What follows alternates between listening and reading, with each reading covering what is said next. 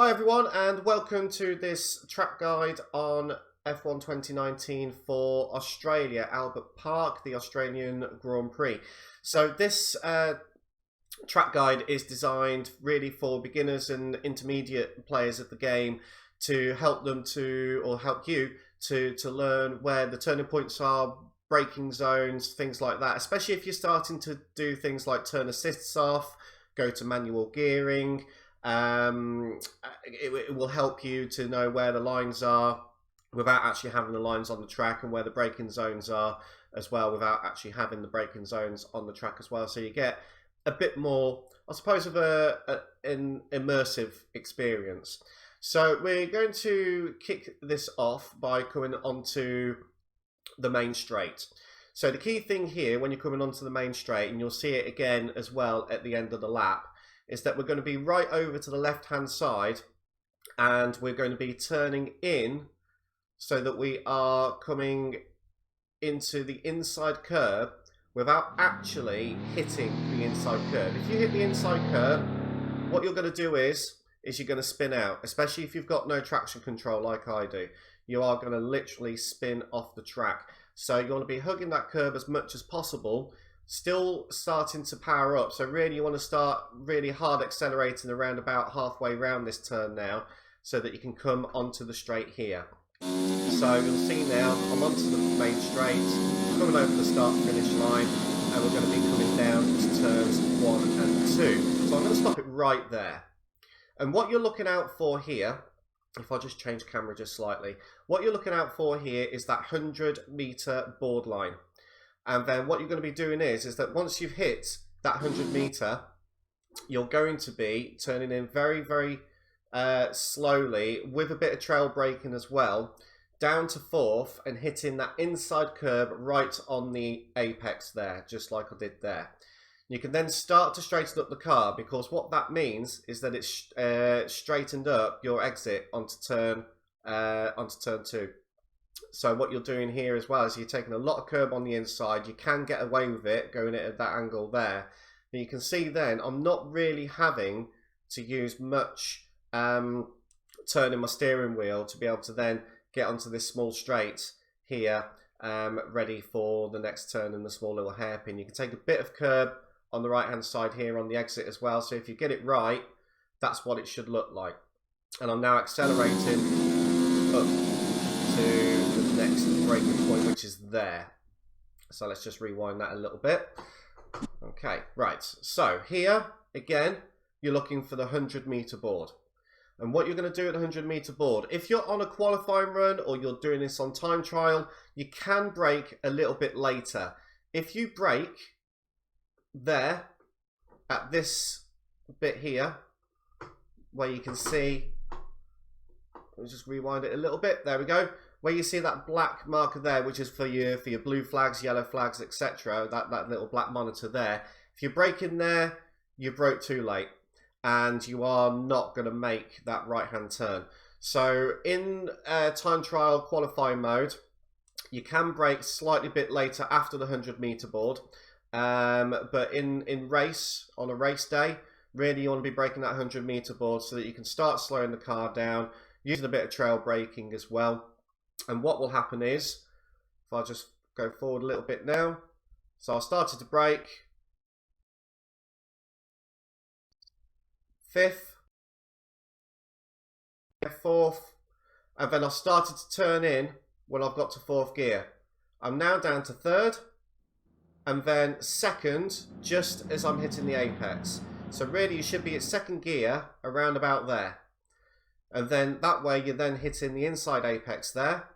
That will then help you straighten out, ready for the next turn here. So I can start accelerating a little bit more, up to 3rd, up to 4th. And I might sometimes as well go back down to 3rd, depending on the angle that I'm taking in here. But again, you're looking for that inside curb, which I have missed, unfortunately, this time. If you don't hit it, you are going to run slightly bit wide like I have done there. Now, here's the key bit for Sector 1 if you want a fast time in Sector 1. So let's just go forward a little bit more. Alright, so this is the fast right-hander. You can take this flat out. but it depends on the angle that you take into it. If you start turning into this turn, at the turn, it's too late. You're going to hit the wall on the left-hand side. So you want to be as wide as possible. So you can see here, if I just choose a different angle, you can see here, I have actually gone over the line a little bit on the left-hand side and using that tarmac runoff there. But what I'm able to do then is actually position my car in the right way to be able to hit that right turn. And the key thing here is that you're going to be turning in early. So you're anticipating that turn. Because then that way what I can do is I can hit that inside curb there. You don't want to take too much of that inside curb. And then I'm not having to take too much of the outside curb there, which can spin you off. So let's go forward. Next braking point is here. So just after the 100-meter board, you can see there's a little white sign there. Now what you can do is you can brake at that white sign there. Start braking, ensuring that you're braking in a straight line. You're going to go down to 4th gear. And again, anticipate the turn. So we're going to hit that inside curb, which again, straightens out the car. You can take a lot of curb on the left-hand side, and then you can start accelerating away down to the next turn. So coming inside, drifting out to the left, ready for the next one. Let's just rewind that slightly. Again, we're looking for the 100-meter board. And just like in the sharp right-hander, just after turns 1 and 2, so turn 3, if you're time trialing, if you're qualifying, you can brake slightly later. So you can probably brake between the 100 and the 50 marker. But again, at race pace, you might want to be thinking about braking at about the 100 or just after the 100 board there, so that you could got plenty of time to get to the next turn. So when you get again to this particular turn here, again, a lot of trail braking. We're going to go down to 3rd gear, and what we're doing here to be able to get the best exit out of this turn is we're going to hit that inside curve as much as possible without going over the little sausage curve that you can see on the right hand side there. Okay, and that means I can then start to straighten up the car, and I can start to accelerate down to the next set of tricky turns. So I'm going to drift to the inside, drift out to the outside, and we're going to stop it right there. So I've stopped it just before the 50-meter board there. Now this is a bit of a tricky turn, these next 2 turns. So what I like to do, and you might want to do it slightly different, is that just after the 50-meter board, what I will do is I will let go of the accelerator and I will just drop down to 6th. I'm not braking, I'm just dropping down to 6th there. I then turn in, I'm still coasting, I'm taking as much of that inside curb as possible, because what that will then do is it will then straighten up the exit for the next little bit there. And again, I can take some more inside curb there. And what that then enables me to do is actually straighten up the car onto these rumble strips on the outside, because if you're taking these at an angle, you will spin out. So I managed to straighten up the car, and I can now accelerate down to the next turn. So once again, I'm going to stop it at the 100-meter board. So again, qualifying time trial, you can brake just slightly after the 100-meter board, but again, like I said, in full race mode, you may want to brake at the 100-meter board so that you're not locking up your tyres, etc, etc. So we're going to brake, start braking around about here because I'm in time trial mode, and we're going to start gearing down, coming off the brake so that I can start my turn in. And we're going to take this turn in 4th gear. So you can see now, I'm now in 4th. I'm taking just the last bit of that curve there. Only the last little bit of that curve there, which then enables me to open up this next little straight onto this bit here. And then at the next bit, at the 50, what you want to be doing here, again, is you want to be anticipating this particular turn. So at the 50, I'm going to drop down, or just after the 50, I'm going to drop down to 5th gear. And what I'm doing is here is I'm actually just coasting round to this turn here, taking the inside curb, which then means I can then open up that little bit of straight into the final 2 turns of the lap.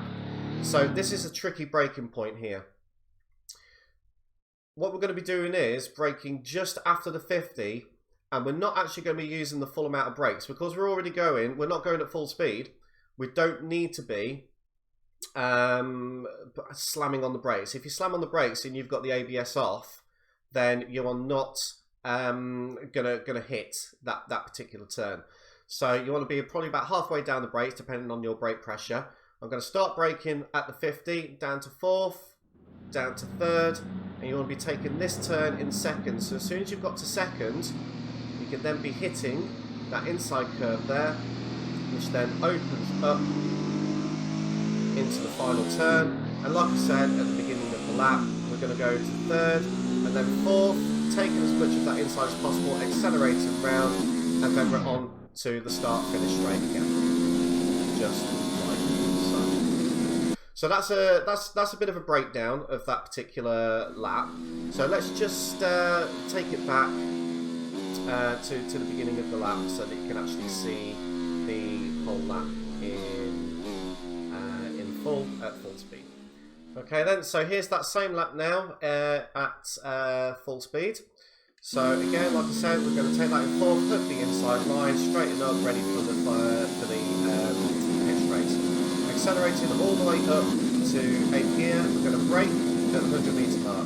Turning in for the inside curve, straightening out then for that next little straight with the DRS open. We're then going to brake at the 100 metre board, trail braking down to 2nd gear into the inside corner, sweeping round, and then hitting the inside curve, which I didn't there, but then taking an early exit into this right-hander, which then opens up the exit, and then braking at just after the 100 metre board, 4th gear, onto the inside curve and out that way. Drifting out to the left-hand side now.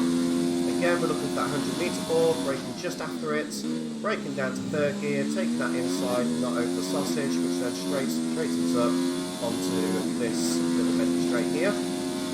Again, drifting out to the right, just after the 50 metre, gear down to 6th, no braking, you can coast around here and still keep a good speed.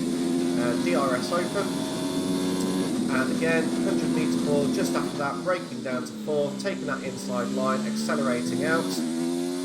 And then after the 50, gearing down to 5th, coming around here, and then just at the 50 mark here, braking down to 2nd, onto the inside curve, which then straightens out, and you can take the inside curve, 4th gear, back onto the main straight. So hopefully that video was of use to you. There will be more track guides coming as and when I've got them done. So I will be going through the F1 calendar. So the next one will be for Bahrain. So if you do like the video, certainly post in your comments below. Hopefully you found that useful. And watch out for next videos. You can also subscribe to me so you can see more track guides, hints, tips, replays of my races as well, which I stream live on Twitch. So yeah, hit that subscribe button. Thanks for watching, and I'll see you at the next one.